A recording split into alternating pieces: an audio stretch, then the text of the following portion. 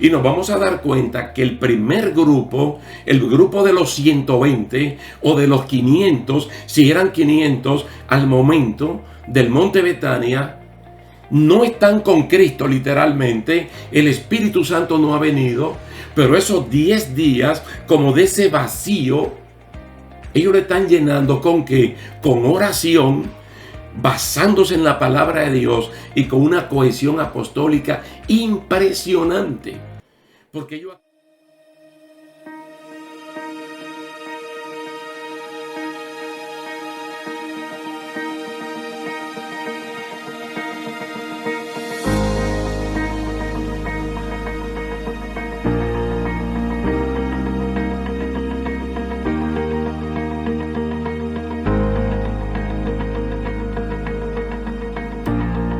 Dios le bendiga, queridos hermanos. Es un placer estar de nuevo con ustedes para continuar estudiando la palabra del Señor en esta línea de estudios bíblicos, la Iglesia del Nuevo Testamento.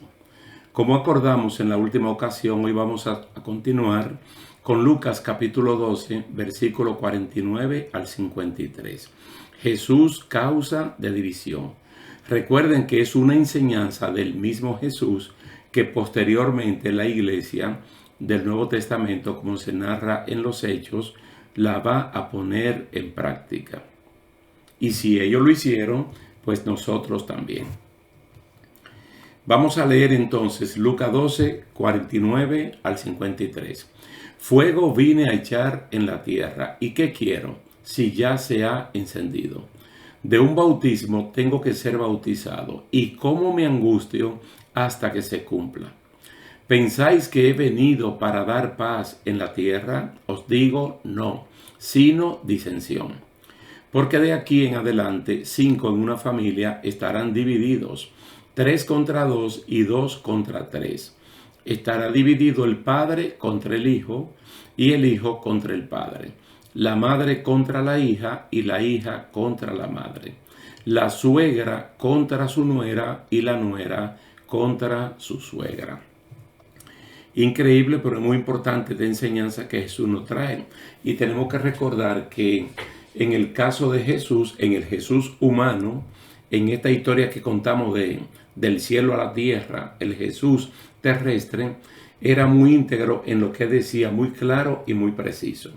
En un momento dijo, yo a ustedes los envío como ovejas en medio de lobos. Es decir, no van a sorprenderse de nada, porque no es pajarito en los aires que le estoy diciendo, sino la realidad. En otro momento, cuando él dice que se va y que se va a preparar lugar para nosotros, es bien enfático al decir, si así no fuera, yo se lo hubiera dicho. Entonces aquí él está hablando de un conflicto que es frecuentemente el resultado de la predicación y vivencia de la fe evangélica. Son muchos los intereses que el Evangelio y la norma del buen vivir afectan desde el seno de la familia misma hasta lo último de la sociedad. Pero es casi incomprensible que el príncipe de paz, el deseado de las naciones, el salvador del mundo, sea al mismo tiempo causa de disensión. Para que uno entienda mejor lo que Cristo nos está diciendo, Él pone la paz por un lado y la disensión por otro lado. Entonces, como ellos imaginaban que la venida de Cristo iba a traer paz, y eso lo vamos a explicar, y Él está diciendo no es paz sino disensión. Entonces mire cómo se define la disensión, como oposición o contrariedad. Ya con estas dos palabras como que uno comienza a entender mejor que la venida de Cristo al mundo produce oposición y contrariedad a algo que va a ocurrir en la vida de la iglesia del Nuevo Testamento y en la vida mía y suya, siempre y cuando estemos desde el litoral de la verdad en Cristo Jesús.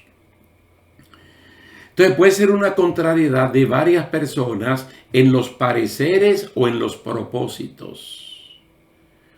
Incluso interiormente con su propia gente, Cristo llegó a tener contrariedad, oposición, especialmente con el apóstol Pedro, con el apóstol Juan y con su hermano Jacobo o Santiago.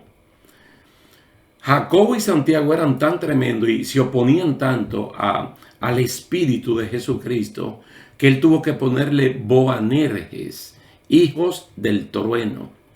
Y en un momento al apóstol Pedro tuvo que llamarlo adversario, Satanás, porque era una persona que ponía la mirada en la cosa de los hombres y no en la cosa de Dios. Entonces de por sí ya estaba haciendo oposición. Y luego todos ellos le dijeron a Jesús que el mensaje era muy duro y que él tenía como que suavizarlo porque a la gente le estaba molestando. Es decir, él encontró oposición en base a pareceres o en los propósitos. Ellos no sabían hasta ese momento cuál era el propósito real de la venida de Cristo Jesús al mundo. También la disensión se define como contienda, como riña, como altercado. Entonces Cristo vino con un mensaje prácticamente revolucionario que iba a cambiar las estructuras del liderato religioso y político. Entonces los conflictos de Jesús con ese liderato, especialmente el religioso, compuesto por los sacerdotes, por los escribas, por los ancianos y por las dos principales sectas del judaísmo, los fariseos y los saduceos, fue manifiesto. Eso fue manifiesto. También tuvo un altercado con el partido político religioso del momento de los llamados los herodianos. Esto es muy manifiesto en los evangelios, especialmente en Marcos, recordando que Marcos es como si fuera el evangelio de Pedro. Entonces, como Pedro era un testigo ocular, encontramos varios episodios donde vemos la animadversión del liderato religioso del momento en contra de Cristo Jesús. De hecho, se puede considerar que la misma muerte de Jesús es el resultado de esos conflictos. Porque cuando uno llega a la parte final, los últimos capítulos de los 16 que tiene Marcos, uno ve que este liderato andaba buscando la manera de cómo sacar de circulación a Jesucristo, pero no lo querían hacer durante el tiempo de la Pascua para evitar un alboroto y así evitar que el Imperio Romano, el ejército, tuviese que intervenir. Ahí fue que apareció Judas como tabla de salvación para ellos y entonces él ofreció entregarlo por el dinero que ya ustedes saben. En Marcos capítulo 3 resulta, mire, incomprensible considerar cómo a pesar de todo el bien que Jesús había hecho entre el pueblo, sin embargo, la oposición contra su persona y su obra iba en aumento. Fijémonos que nadie en ese momento se cuestionaba si Jesús podía hacer milagros de sanidad. Todo lo daban como un hecho de que sí podía. Lo que estaban esperando era que lo hiciera en el día de reposo para así poderle acusar.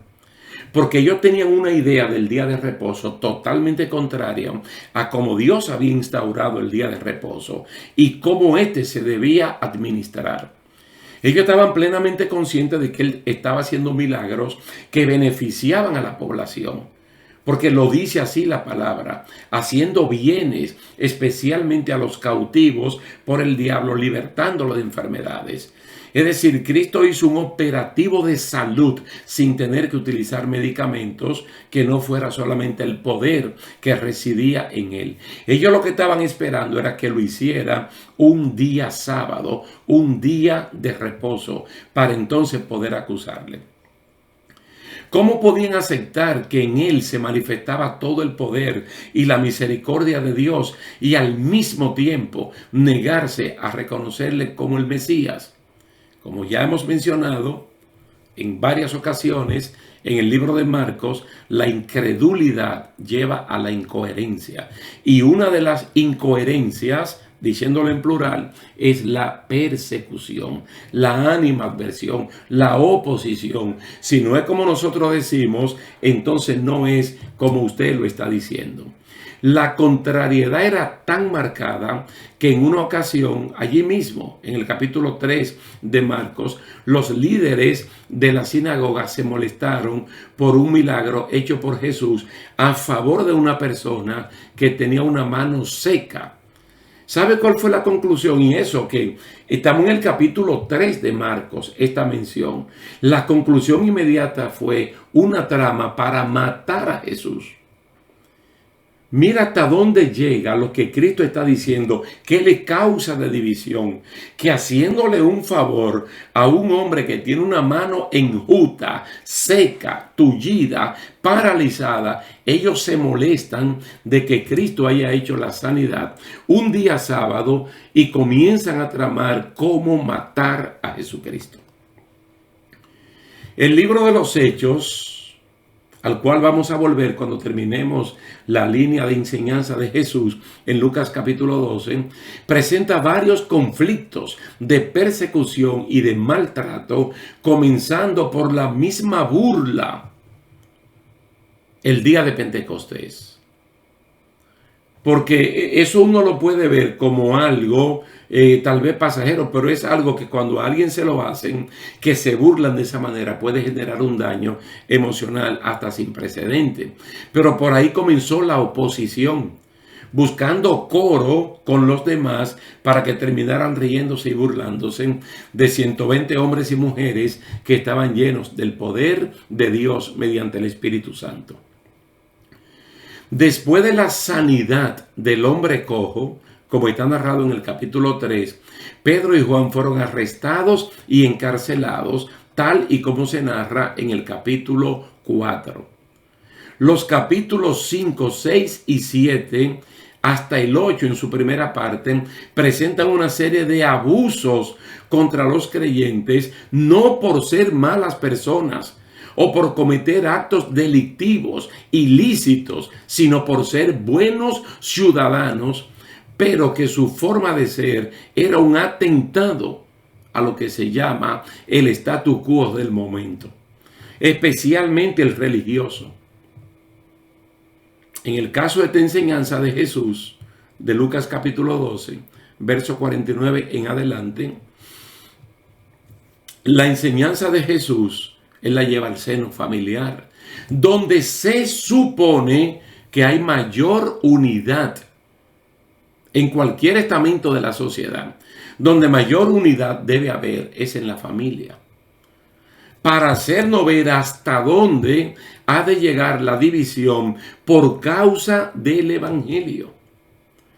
Noten que cuando Cristo dice todo esto, Él habla de un bautismo, está hablando de un sufrimiento, Él está hablando de un momento angustioso, que aunque Él lo está diciendo, Él sabe que vino a eso y eso va a ocurrir.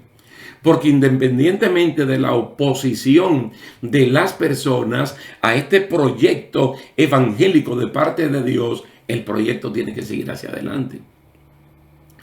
Y Él nos está advirtiendo a nosotros para que estas cosas no nos sorprendan. No nos sorprendan en nuestra propia vida y tampoco nos sorprendan cuando estamos en la labor de la predicación. Cristo estaba consciente de que Él vino a cumplir una misión y usted y yo también. Entonces debemos aclarar que hay familias que por causa del evangelio no están divididas. Es decir, no es el evangelio ni Cristo que divide a esta familia. Ellos pueden tener, como es normal, pareceres, criterios y opiniones distintos, pero sólidamente unidos en la fe de Jesucristo. Porque tanto en el Antiguo Testamento como en el Nuevo Testamento nosotros encontramos grupos familiares muy cohesionados, muy unidos. Muy unidos. Incluso se puede presentar el caso de Noé y de su esposa, que tuvieron 3 hijos varones, Sem, Jafet y Can. y que ellos a su vez se casaron con 3 mujeres. Entonces estas 3 mujeres se convirtieron en nuera, por ejemplo, de la esposa de Noé, y ella se convirtió en su suegra. Ellas se convirtieron también en nuera de Noé, y Noé se convirtió en su suegro. Entonces había una relación que cuando uno ve el proyecto de Dios, que Dios se lo menciona a Noé, uno ve el equipo completo trabajando. Uno puede ver el caso, por ejemplo, de una mujer muy famosa por sus antecedentes, llamada Rahab la ramera, que aún después de su conversión, de su matrimonio con Salmón, sigue siendo llamada Rahab la ramera, para que no se olvide lo que era antes y el gran cambio que Dios ha operado en su vida.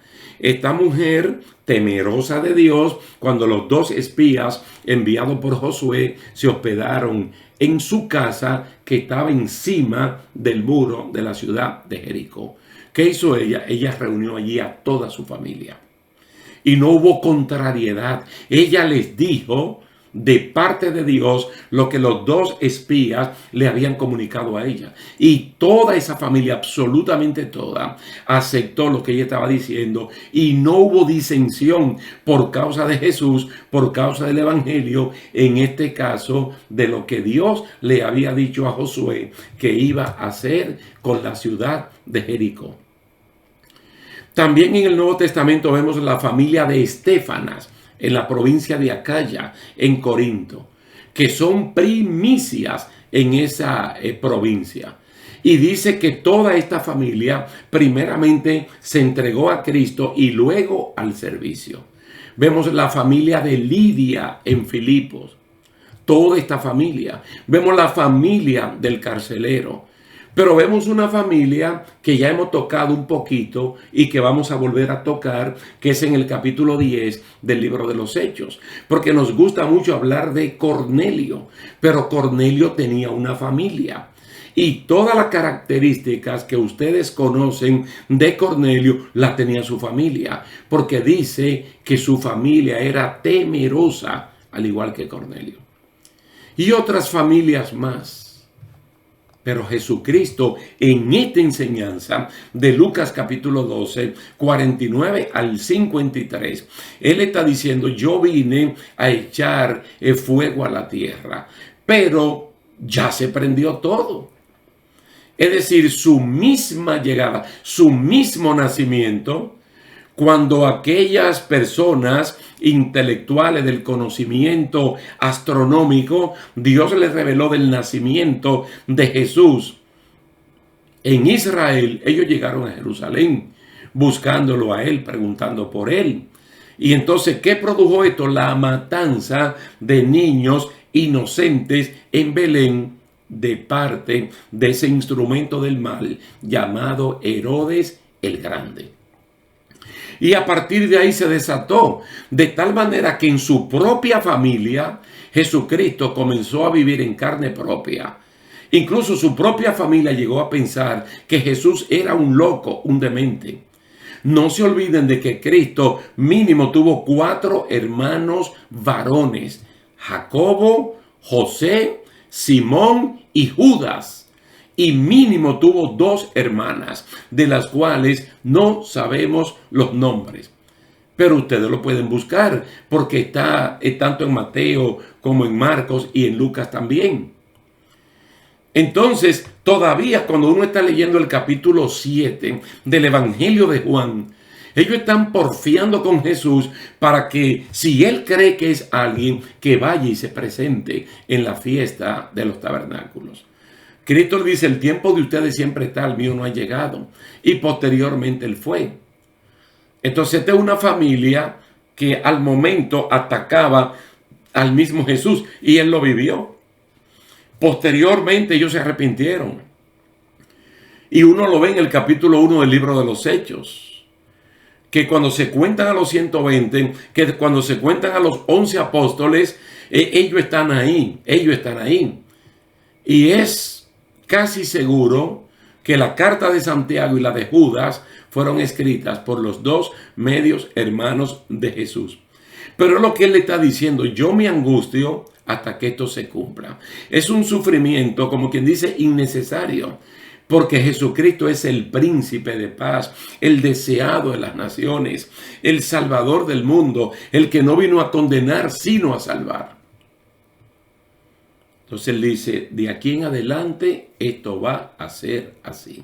Cosa que a usted y a mí esto no nos puede sorprender en ningún momento, sino que por el contrario nos hace tomar conciencia de que el Evangelio es poder de Dios.